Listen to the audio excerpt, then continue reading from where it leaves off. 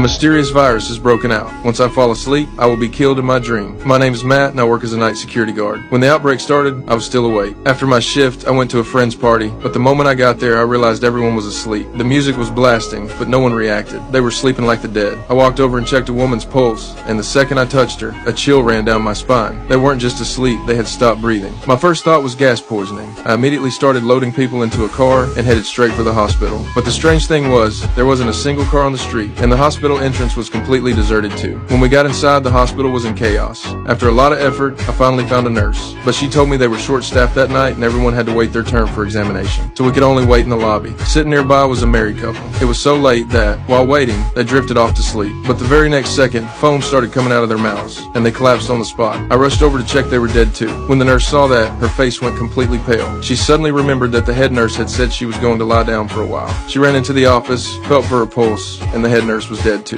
That was when we finally understood one thing. If you fall asleep, you die. To test it, we drove around looking for people. But even after driving for a long time, we didn't see a single person. The nurse even fired a shot into the air, and the silence around us didn't change at all. I started to panic and immediately called my girlfriend, Amy, begging her not to fall asleep, but her phone was already off. I had no choice but to race to her house. At that moment, Amy, who had been dealing with insomnia, had just swallowed 2 sleeping pills. Right when she was about to fall asleep, I kicked the door open. But when I rushed into the bedroom, she was gone.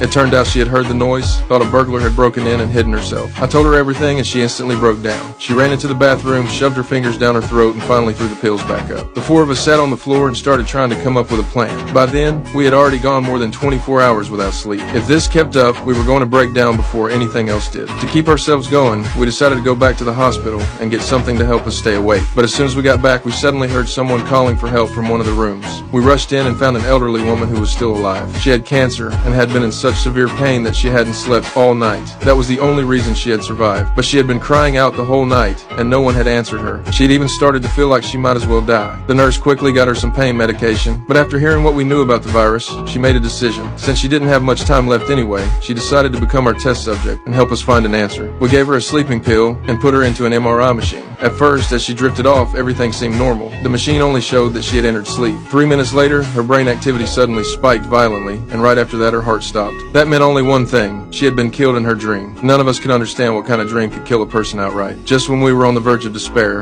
an idea suddenly came to me. If she died after 3 minutes, then maybe if I slept for only 2.5 and they woke me up in time, I could see that dream. Maybe that was the key to breaking this. I lay down on a hospital bed and forced myself to fall asleep. Very soon, I entered the dream. When I opened my eyes again, I was standing in a wasteland. An iron chain was locked around my ankle, and no matter how hard I struggled, I couldn't break free.